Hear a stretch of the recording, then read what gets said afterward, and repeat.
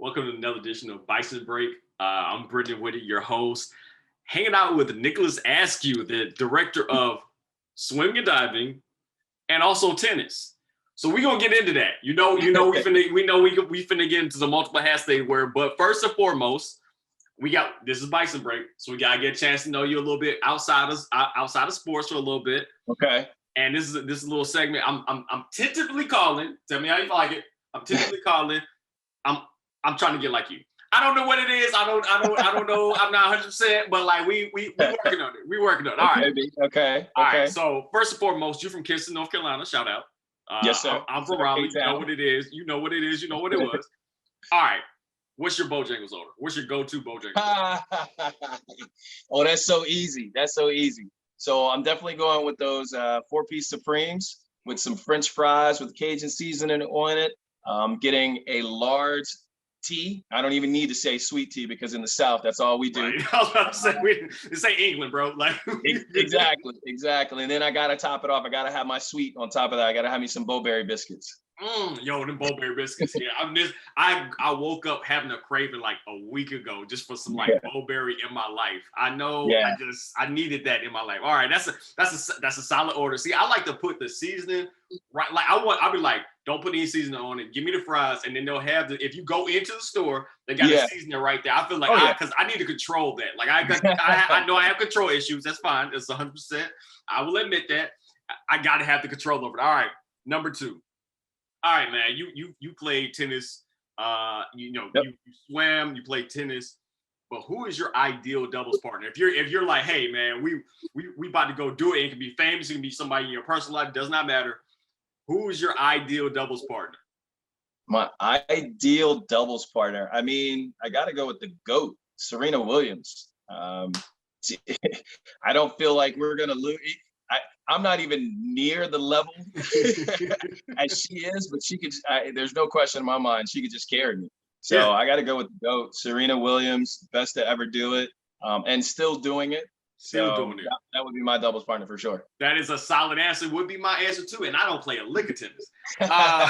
You're in good hands. Right. I was about to say, like, carry me. Like, I can be Bill Cartwright. That's fine. Like, I'm just do your thing. I'm just over here chilling. I'm over here Luke Longley with it. All right. Yes. Third and final question. All right. I'm putting you in a zombie apocalypse movie, right? So are you going to be one of the first one that's gone? Are you going to be a beloved character that sacrifices himself for everybody else so that everybody else can survive? Or I'm in a sequel? Are you in a sequel? I'd love to say that, I'd have to lay it down. I mean, I think if push comes to shove, that would be me. But my first instinct is going to be survival. You know how the saying goes, I don't have to be faster than the lion or the zombie. I just got to be faster than the person next to me. So, that's probably my competitive instinct, that survival instinct that kicks in. But I'd love to think that I was that type of person. To be like, all right, I'm the Tony Stark. I'm the Iron Man of the whole thing. I'll save the world and sacrifice myself if that's what it came to be. Yeah, you better than me. I'm just trying to hit that sequel smooth. I'm just smooth trying to hit that. So I'm gonna be in your group. I'm like, nah, Nick got us, bro. Nick, nah. He got us. All right. So let's get into it. So I think that you may be the first alum who is also a coach that I've had on Bison Break. So congratulations. Thank you. But so what went into your decision to go to Howard when you were in high school? For me, a lot of things just kind of came together. Number one, I had 2 amazing role models and my 2 older brothers, Joe Askew, Mark Askew, who attended Howard. They both went to Howard, and they were, I won't tell their age, but they're a little bit older than me. And being able to see them come onto campus and move in and, matriculate through Howard, get their degrees, and being able to spend summers in the DC area and watching them on the yard and everything, that played a lot into, my decision. But then it also ultimately came down to, I knew that I wanted to swim for a Division I HBCU. My goal was also to play tennis, but I knew that was where I knew I was going to be able to be the most marketable and get the most offers was from my swim coming out of high school. So FAMU, North Carolina A&T, and Howard University were only three at that time. North Carolina A&T was an all-women's team, so that wouldn't work. FAMU, did a visit down there, really enjoyed it. But then, Howard just won me over from my experiences from before. I had a great relationship through the recruiting process with the head coach here, Dr. E. Newton Jackson. And that was really kind of what brought me here and made me, make that decision. So you have the distinction of having been able to be an MVP in both swimming and tennis simultaneously. So in the same year. Yeah. So let me be very clear. Let me shortchange you at all. 3 times in swimming, but also in tennis, but in the same year. So like the first thing is, what was that schedule like for you? Like, what was like being like, because you still had to go to class, you know what I mean? Like, you still have a psychology degree. So how did that look? What did that look like on a regular basis for you? Because I'm imagining that it's way different from more regular students. Yeah, again, a testament to my upbringing. My mom and dad, I was the third of 3 boys. So the whole goal for them was to keep us busy. And that way we stayed out of trouble, because either you're busy doing something constructive or you're busy doing something deconstructive or destructive. And so when I got to Howard, it was natural for me to be able to stay into 2 sports. And thank goodness that my sports seasons didn't overlap, but a little bit at different times. And it just kept me busy. And that way I was able to really prioritize, okay, I have to study because I don't have time to do anything else when I wasn't training and whatnot, because goodness knows, if I had too much time on my hands, I probably wouldn't have been up to I probably wouldn't have been up to good. And so I was glad to, just kind of keep that schedule. And, the fall was the early part of the fall when we first got to campus was all about tennis. And then I started doing kind of a ratio of tennis and swimming. And then the winter was all swim. And then as we got into the spring, swimming kind of winded down and tennis really ramped up for the season. And then 2 weeks before finals, I was, kind of free to be a regular student, but finals was there. So nose in those books. Did you feel any pressure to pick one when you were at school? I honestly don't think so. I was really fortunate, again, to have 2 great coaches, Dr. Jackson and then Larry Strickland was the tennis coach at the time. And they worked really well together. They talked about the scheduling. I mean, I can remember literally the entire tennis team being in the stands at a swim meet, waiting for me to finish at the swim meet so we could load the van and then head out to, a tennis match the very next day, and then have to come back, rush back to have another swim meet on the very next day. So, they work really well together. Kudos to them. And they never said, hey, you have to pick or choose between either one of these. Because I think they also recognize that one helped the other. When tennis was in its off season, swimming was in full swing. So that kept me in amazing shape. And the same thing, when swimming was in the off season, tennis was in full swing. So it kept me in amazing shape to be able to jump right back on and be ready to compete or, totally dedicate time to that particular sport. Well, you're an interesting person to ask this question about specialization, because we're getting a lot more of that for younger, for kids, and when they're trying to like figure out what they want to do. It seems that's a bigger thing a little bit earlier on maybe than when you were growing up or when I was growing up, whatever. What do you think about that? I'm a big proponent for multiple sports, multiple activities. There's no doubt that you can see someone who early specialized having success, and you can see the same thing on the other side. But for me, it's kind of about the ratio. How many individuals do you lose to injury or burnout or something of that nature because they specialized early, and an emphasis on the injury side, versus how many people do you actually see that are able to really excel when they played multiple sports growing up? For me, it's about athletic development. And one of the best ways to develop athletically is to play a ton of sports, having several different sports, because one, it's going to, in an environment, it's going to help you learn how to be athletic versus having someone tell you this is the movement that you should take. There's definitely value to that, but there's to me, there's even greater value for learning it through the process. So it's great to be able to play multiple sports. In my opinion, I'm a testament to being able to do that, and I know several others. I mean, you look at some of the professionals who on the tennis tour, they grew up also playing soccer.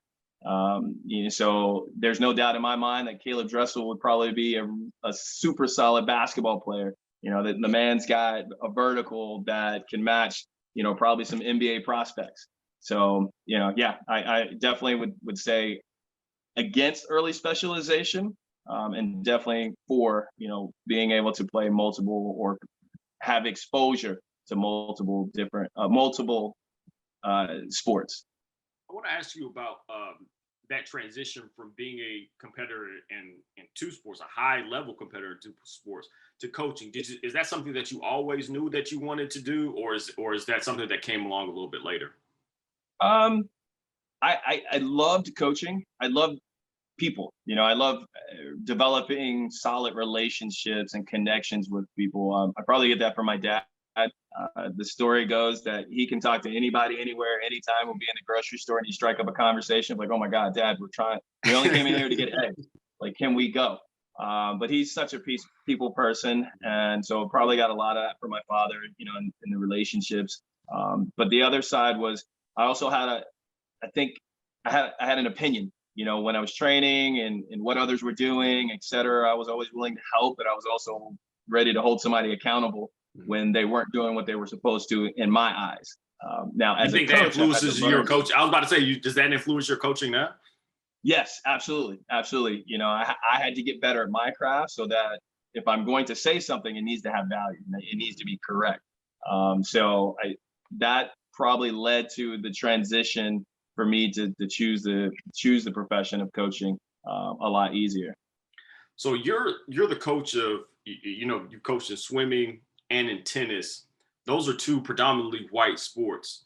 What I guess, what do you think the reasoning for that is? And it might be different for each one, but do you see that changing at all kind of moving forward? We mentioned Serena Williams earlier as a pioneer for some Venus. There have been previous African American, particularly women tennis players, but do you think that they're going to be able to inspire maybe a younger generation to get into sports that aren't maybe traditionally for us?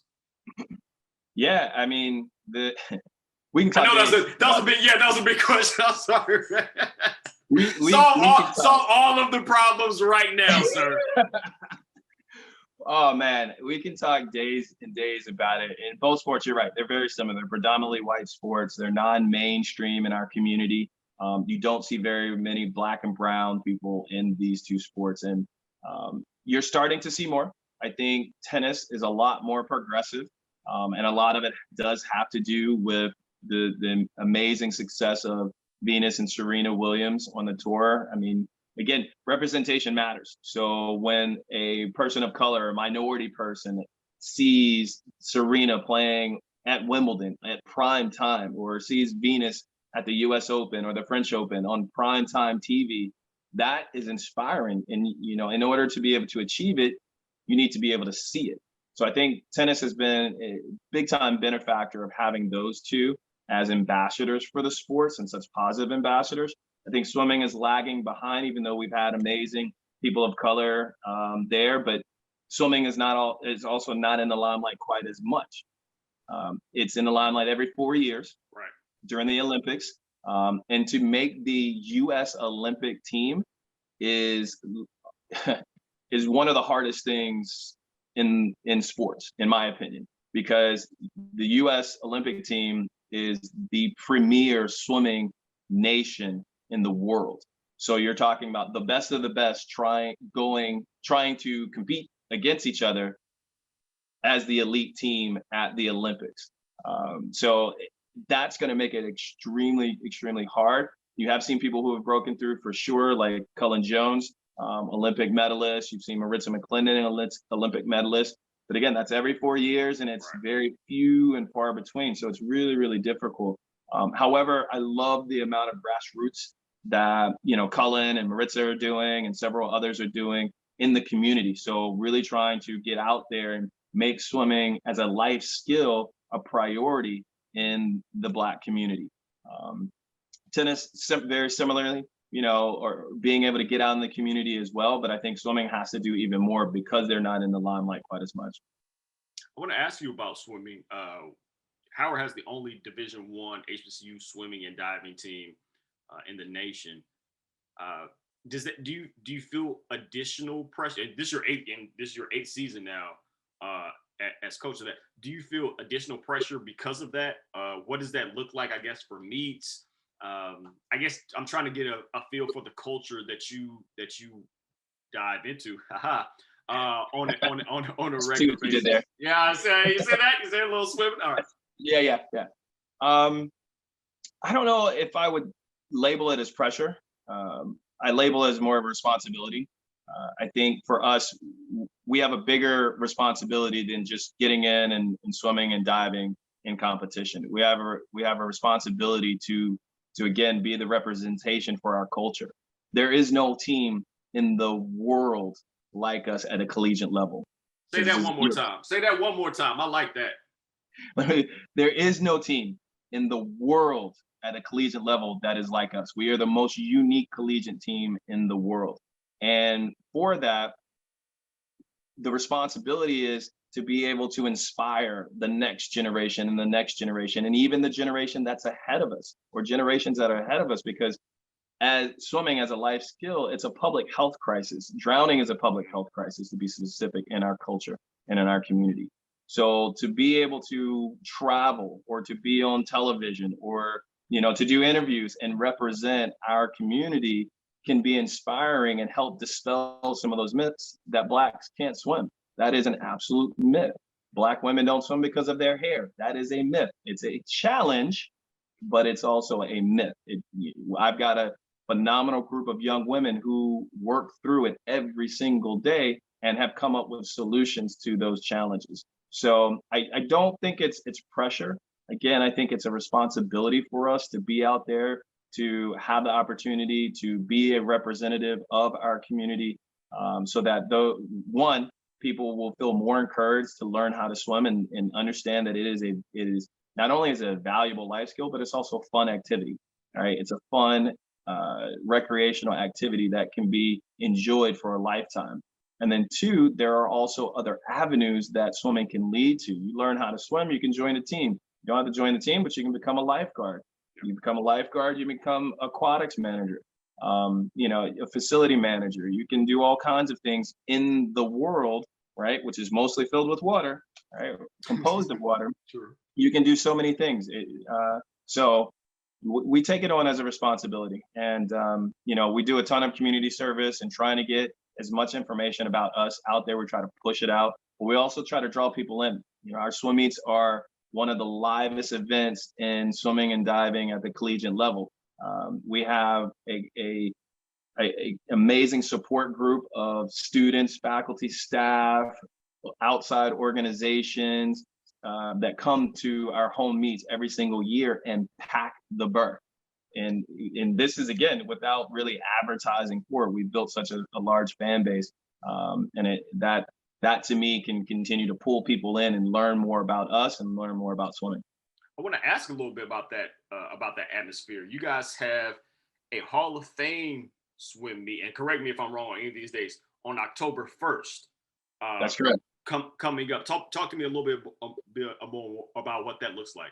Yeah, so we're trying to make that the largest dual meet, swim meet in the country's ever seen. Right, we already have this crosstown rival, not really a rival, but Coach and Jack and I are really good friends. But they are the other hilltop. Right, they claim to be the other hilltop. We are the Mecca and are on the hilltop as well. So we're competing against them on October 1st. And it's a part of the Hall of Fame weekend. The induction for Hall of Fame is that Friday. We're inviting all alumni supporters, people in the swimming and diving industry to be able to come back and see the meet firsthand. And, you know, we're doing some big things. We have a VIP reception. We're inviting some Olympic Olympians to come in. We're inviting some voices of USA Swimming to be able to come in and be a part of the festivities during that weekend. And we're looking, we normally pack the house on a general dual meet. So we're looking to even have an overflow space where we know that, a couple extra 100 people are going to show up and be able to get, have them a part of the environment, even if they can't get into the actual natatorium at the Burr. Definitely save one of those seats for me. Thank you. I appreciate it very much. And then you all have you have one more. You have another tournament coming up too, right? Like there's another tournament coming up pretty soon. Well, not pretty soon, but in some months as well, right? Yeah, we've got a really busy schedule for both swimming and diving and for tennis. Just before that, I think it's the weekend of September 16th. We're hosting the very first Howard Invitational, and this is the first time that Howard has hosted a tournament in quite some time, probably a couple decades. And we're hosting Hampton University. We're hosting Coppin, and Morgan State are all going to be a part of it here. We're hosting at the Washington Tennis and Education Foundation, their East Campus, which is a magnificent facility that was built specifically for that community to draw people in a safe environment to learn how to play tennis and be exposed to the academic support right there in their facility. So we're really excited about partnering with them, hosting it there. We're inviting, the community in, we're inviting supporters. We're trying to make it as big as possible for that weekend as well. And as you could hear, this is an HBCU event. So all the teams that are going to be involved are HBCU teams. That is fantastic. I also want to acknowledge the men's, I believe it's a swimming diving program, has the highest team GPA in 2 of the past 3 years. Just talk to me a little bit about the emphasis on education that's obviously going on there. Yeah, even early in the recruiting process, even when we host camps or I travel around the country, the number one thing that we talk about is you have to have your academics on point in order to go to college. And Howard, is not going to make any exceptions for having you being admitted to the institution because you're a phenomenal athlete if you don't have the grades. Because I can't go to admission and say, hey, I've got this stellar athlete, but they've got a 2.3 GPA. Yeah, Howard's not, they're going to be like, Coach Askew, you know better. So I preach that, number one. And number two, I think the realization is everyone comes to Howard knowing that they're going to get an incredible education and that it's going to lead to an amazing career or profession after college. You can absolutely become a professional athlete. We've had several. You can become an Olympian. We've had several. By coming to Howard and participating in our varsity sports programs, but you still understand that academics is your number one priority. So if you want to get on my bad side, don't do well in the classroom. I tell everybody that because, our team standard is you have to maintain at least a 3.0 GPA every semester to maintain your status on the roster for both teams. You have to attend study hall on a weekly basis. You have to check in with your advisors. You have to do all these different things. And we also talk about that those that look at it as a burden, oh my gosh, I've got to go to study hall, they don't usually do well. Those that have a mature mindset and say, you know what, this is another resource. This is going to help me get off to a great start, or it's going to support me where I am. Those are the ones that usually really excel in our programs. Coach Askew, thank you so much for making time. You're wearing a lot of hats, so I definitely appreciate you coming through. I want to make sure to shout out the social media handles, which will be updating everybody about these meets. It's HU Swimming on Twitter, and it's HU Bison _tennis on Twitter, and then HU Bison tennis on Instagram. I think I got it all. You got it. Fantastic. Coach Askew, thank you so much. Don't forget about that ticket I was talking about earlier. A little to the side. But thank you so much for making time. I'm looking forward to getting a chance to see your athletes compete. And I'm so proud of the things that you've done. As I mentioned, this is, we are in a rare position, particularly on the swimming side, for the things that we do. As a Howard alum, that has always brought me a lot of pride. And now working at Bison Express, it brings me even more pride to see that we have dedicated people like yourself putting in the work. So thank you so much. And we will talk again soon. Hey, man, I really appreciate you having me. Thanks for help spread the word, and look forward to chatting in the future. Got that seat covered for you. Appreciate you, man. Go Bison.